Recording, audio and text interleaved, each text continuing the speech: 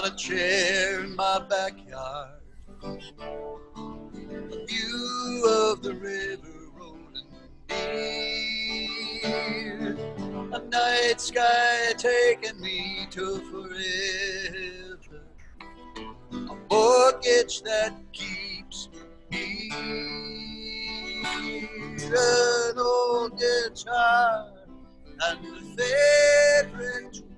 Got this circle round the moon, and for these things I understand. I am a grateful man.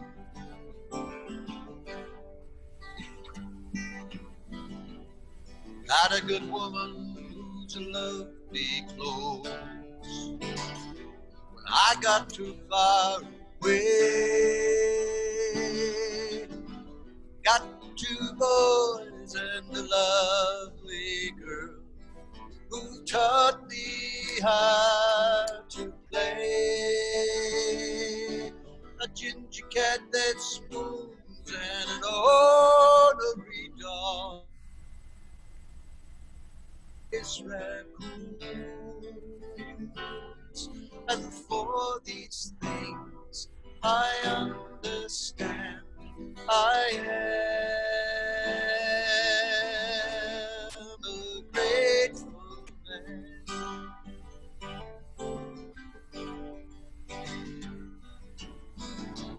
All of my life on the chips of my tongue, I am dumbfounded too.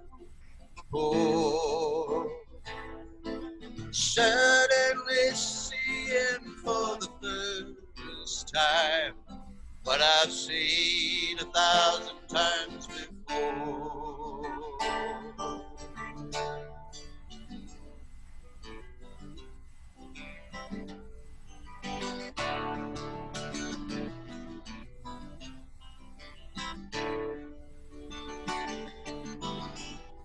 Got these chickens and this garden grow, a rusty shovel and stirrup pole, these muddy boots that fill my soul, this land that makes my life flow, this smiling knee that feels the breeze and dances in these aspen trees. And for these things I understand. I am a grateful man.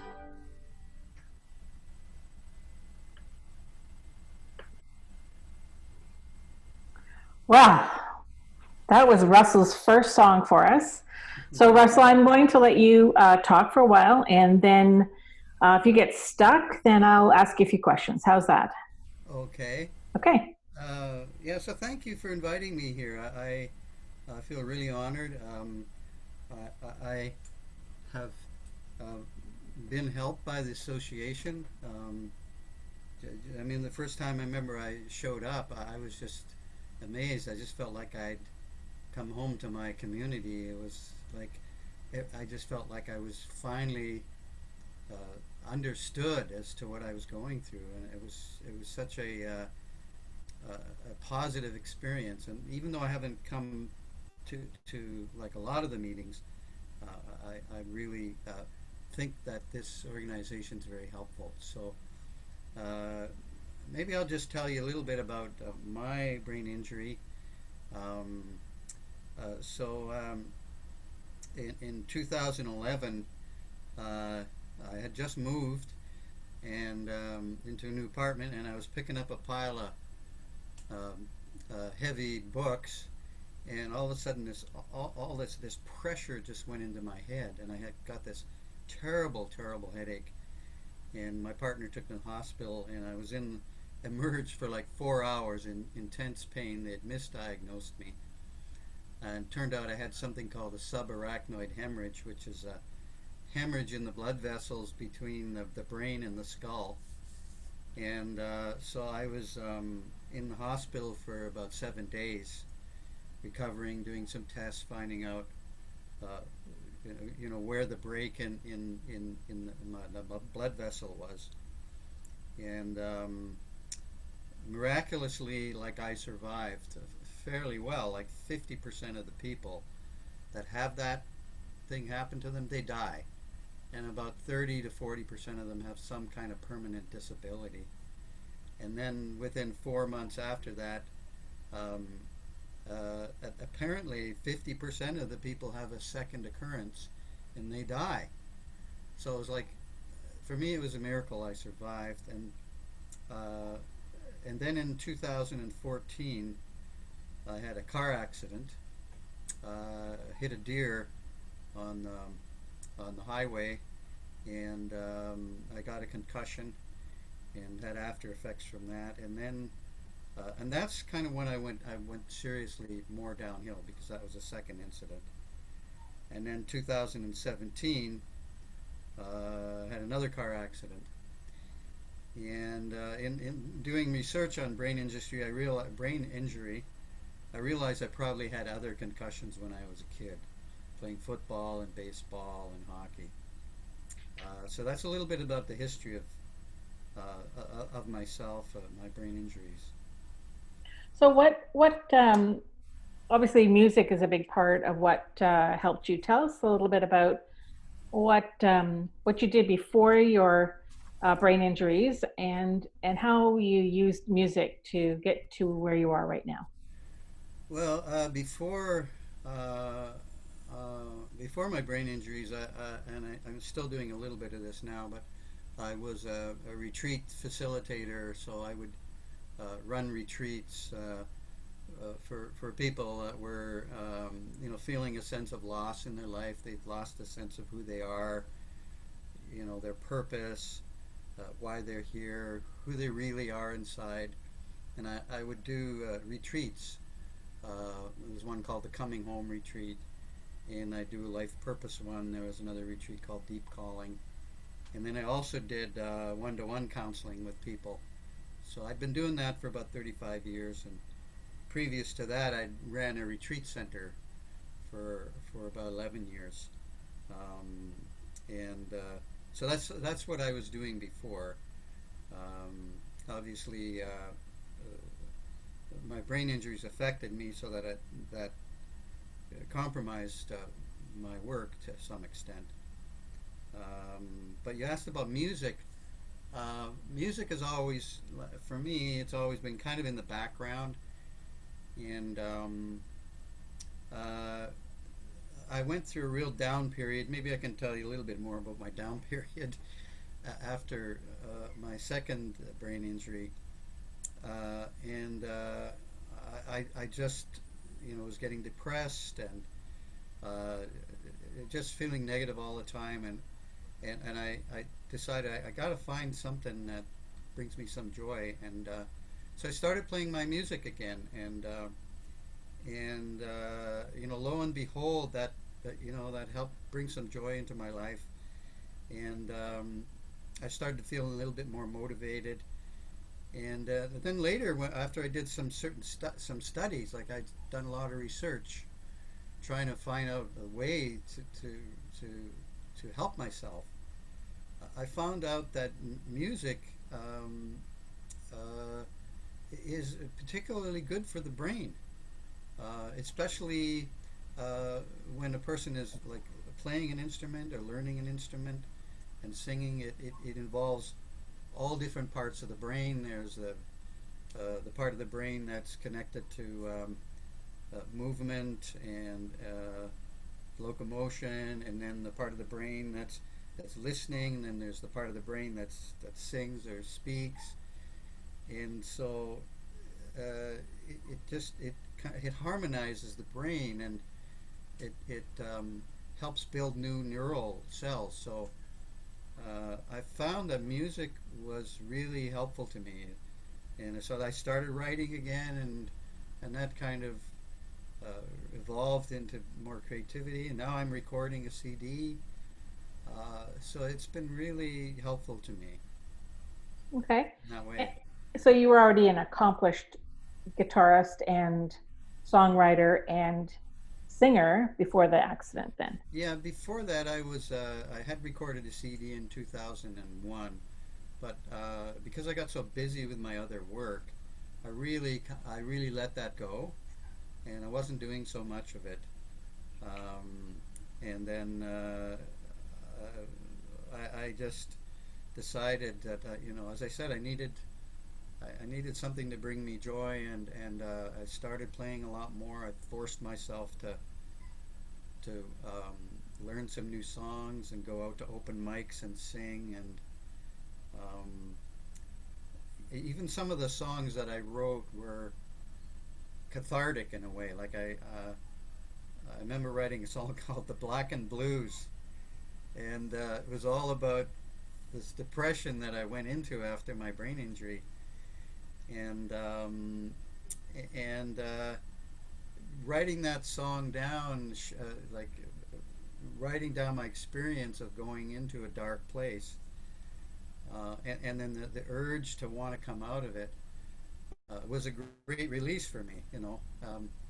It's kind of funny, when the blues. When people sing the blues, they're all sing these down and out songs, but they actually make you feel better in a way to sing about your sorrow. Yeah, yeah.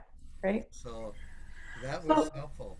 what about the medical profession? What doctors did you see after any or all of the injuries that you had? And which ones did you find the most helpful for your situation? Well, I really hate to say this, but to tell you the truth, I found that my family physician was not very helpful at all.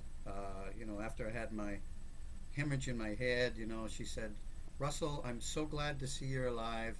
I thought I'd lost you as a patient."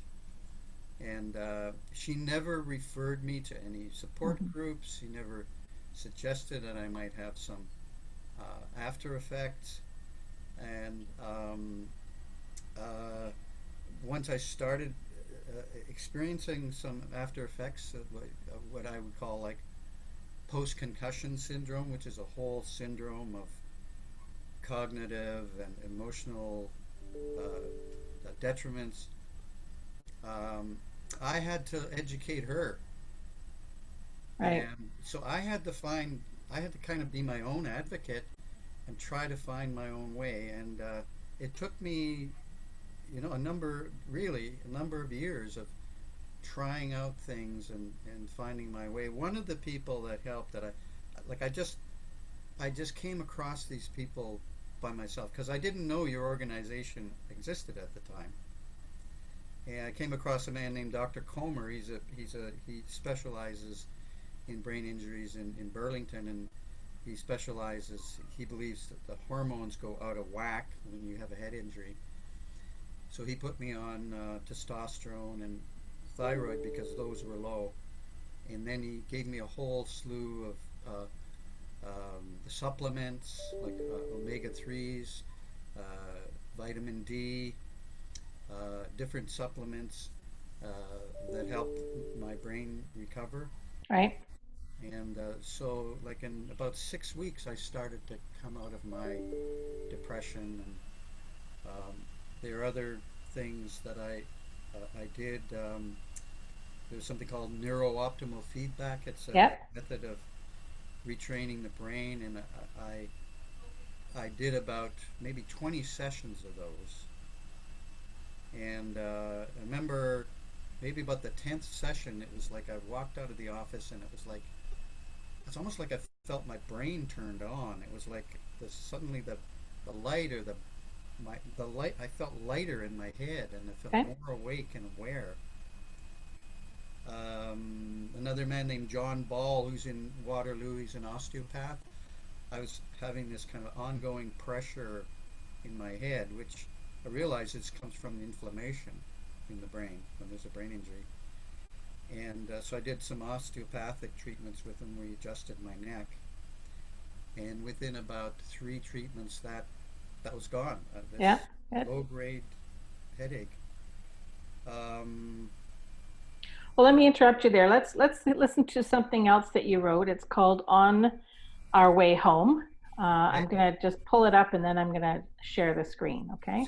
Can I give a little preview of this? Yes, please. Yes. So this is a tune that I wrote just recently, and it came out of some of the retreats that I give, and it's just the whole idea is about um, how I have this mantra in my life, which is we have to do it by ourselves, but we can't do it alone.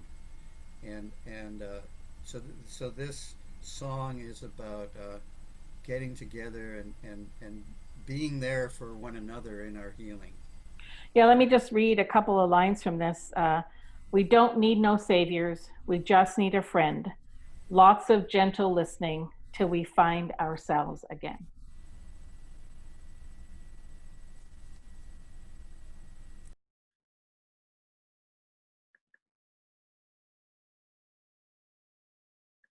Hi there, I got a new song here for you, and I may play a few more songs for you intermittently. If you like them, I'll continue. So I hope you like this song. It's called On Our Way Home.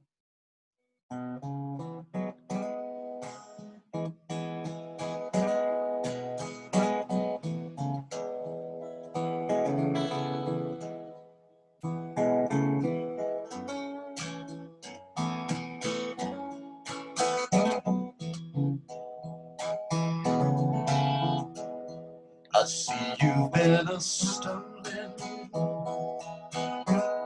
tears scattered on the road, crumbled to this dark curve by a lover in the cold. So many times you've said it's gonna be the last time to forgive and follow him.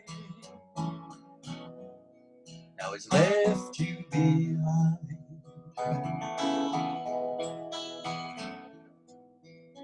There's a new dream in these bright stars. Might be hard to see. I'll hold the healing for you if you hold the healing for me. On our way home.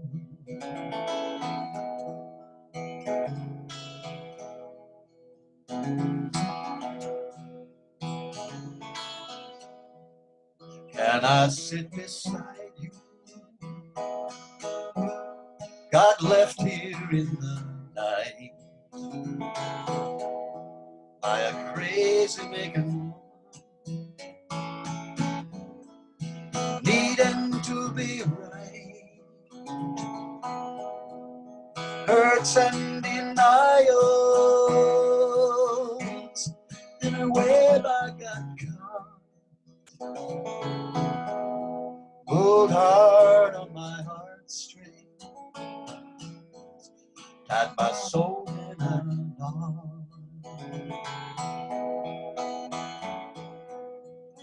There's a new dream in these bright stars.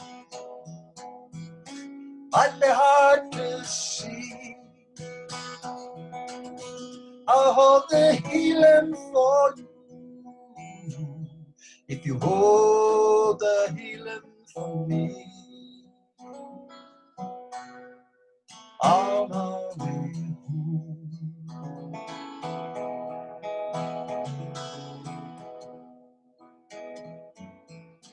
Let's unravel this twisted thinking,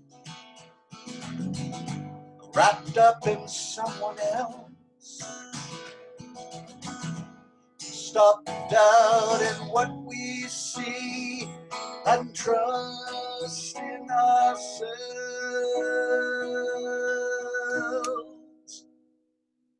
We don't need no savior. need a friend. Oh, lots of gentle listening till we find ourselves again. And maybe we'll hear it, that gentle voice that calls, past the lies we got trapped in, to the truth inside us all. There's a new dream in these bright stars, might be hard to see. I'll hold the healing for you if you hold the healing for me. On our way home, on our way home, on our way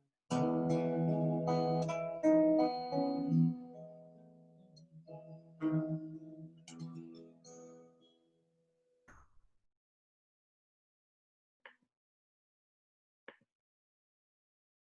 Great, thank you. Back to you, Russell. Yeah. What else would you like for me to? Well, I haven't had any questions come in through the chat yet, but let's talk about what guidance you can give to other people as they're still fresh or still suffering from some of those lingering symptoms. What advice can you give them from either your professional or your music experience? Well, I think one other thing that I'm just going to continue on the previous question, but the other thing that helped me, and that would be some advice too, is I find that doing some trauma counseling was really good for me. So there's something called EMDR, and another thing called somatic experiencing, and I think that a brain injury is very traumatic, and a lot of times people are in car accidents or other kind of accidents, and what I've seen anyway from some of the groups I've gone to is that that part is really important, and sometimes people miss that. This emotional part of it is trapped in our body, so I think it's really important to get some kind of trauma counseling. So that would be some good advice. Um, I think one of the really important things is to get support. Like, there's a tendency there. I've noticed myself. There's a tendency for myself at the beginning when I was going through a really rough time to just isolate and be alone and not want to bother anybody and not reach out. And I think it's really important for people to reach out and get some kind of support, whether it's from the association or from friends, or keep searching. If you can't find the right resources, like, just don't give up. I found that there was about 3 or 4 friends that were really there for me when I was going through a rough time, and I reached out, and I guess the surprising thing for me was uh, to find out how much people cared for me, how much people loved me, and how good of friends I really did have. So I think that be, just kind of a general thing I would say I'd really recommend to people is, try not to go into isolation. Just keep reaching out, um, and not give up. Not go, like, we can go into despair about what we've experienced. Um, and I know my doctor said, "Well, Russell, this is your new normal." And I didn't accept it. I said, no, no, I'm not going to go through my life being like this. I want to find a way through this. And What? Yeah, that's good. A couple of questions have come in, and we'll get the name of the osteopath and Dr. Comer, and I'll send that out to the person that requested it. But can you tell us a little bit more about EMDR? What is that? EMDR is it originally started with doctors noticing that when the brain was reprocessing trauma, the eyes would move in different directions, and then they uh, researched it more, and what they did was they got people to hold these two sensors, and they would kind of alternatively make vibrations so there'd be a vibration in this hand, and then the vibration would go in this hand, so it'd kind of go back and forth. And I guess the theory is that trauma or injury is stored in one part of the brain, and when you get this stimulation going, you get the brain going back and forth, rebalancing itself, and then the therapists get you to like remember the injury or the incident, and as you start remembering the incident, you start having more memories of what happened. You start having more insights about um, what you decided in the injury, and because sometimes, well, often in trauma, people kind of leave their body. They just kind of vacate the scene and they're unconscious, and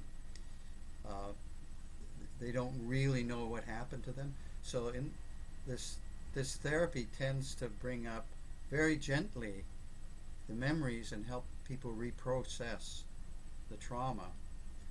And I found it was very helpful to me. Great. Yeah. Okay. Any other questions? We've got one more song to play for you, but I don't want to shut this. So is it vision therapy, Russell, or is it more No, it's more sensory. sensory? Okay. Yeah, so it's more sensory. Okay. And the idea is that um, as you go into the trauma, it might be stored in one part of the brain, but if the brain is like going back and forth between these the sensory stimulus in the hands, it's causing the brain to shift back and forth. And what happens is, this is the theory anyway, is that it causes the trauma to start to go into the other part of the brain and get processed, where before it wasn't processed. Mm-hmm. And so it allows the trauma to relieve. Yeah. Okay. All right. Well, I've got one more song if there's no other questions.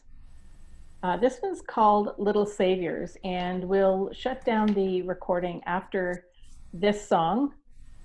So I will stop the recording, and then anybody who wants to be audible and visible on their screen, you can join at that point. Okay. Get this set up.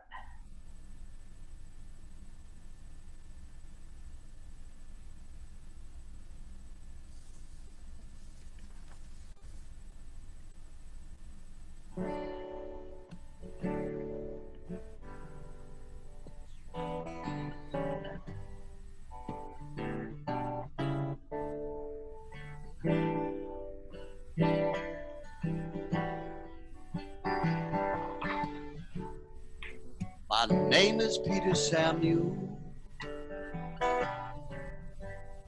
My wealthy name is world known.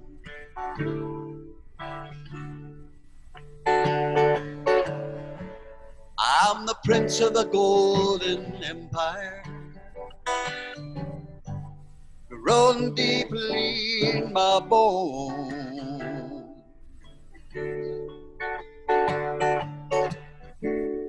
And and its cancer now commands me to repent at death's dark door.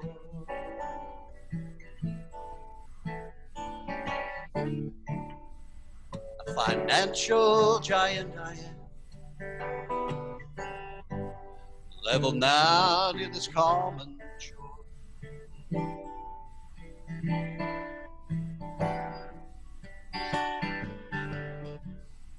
I've got an hour or two of redemption if you listen and understand.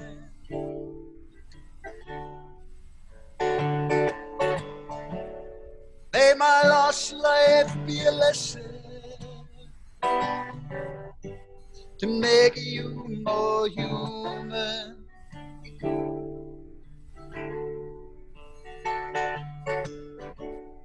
Bigger, better, and different.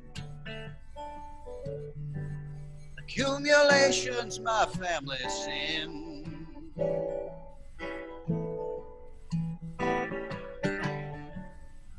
Trying to save us from the darkness, the loneliness within.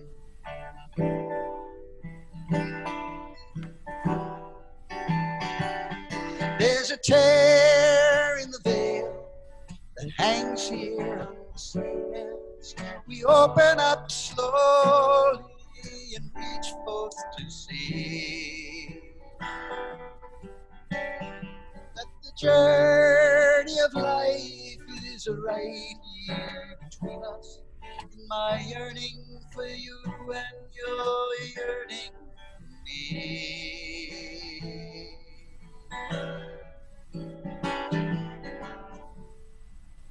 That is not that you admire fame and fortune are no concern.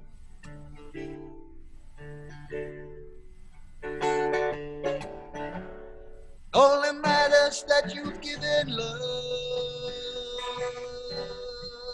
without regard for its return.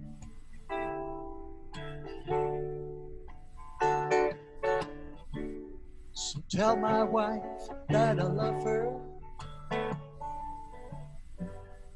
She's my eastern shining star.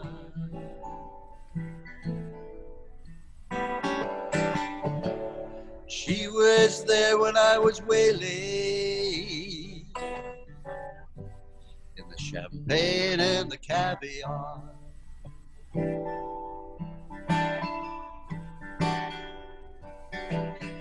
There's a tear in the veil that hangs here unseen as we open up slowly and reach forth to see that the journey of life is right here between us. In my yearning for you and your yearning for me.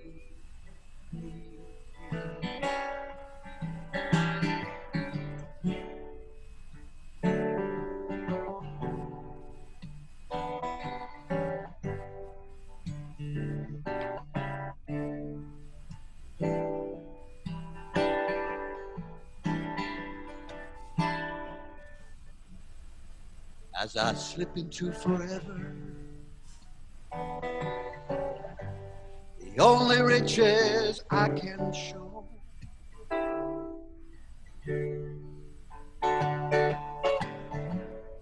is the warmth of my true love and the friends I really know.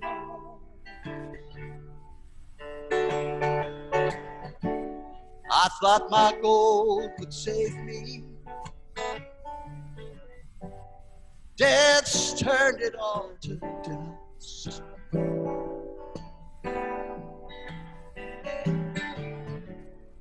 So if you're looking for a savior, I hate to disappoint you. Savior.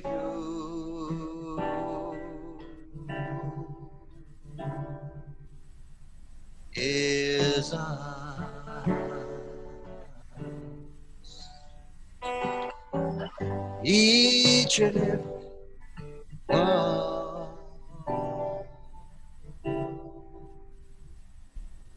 of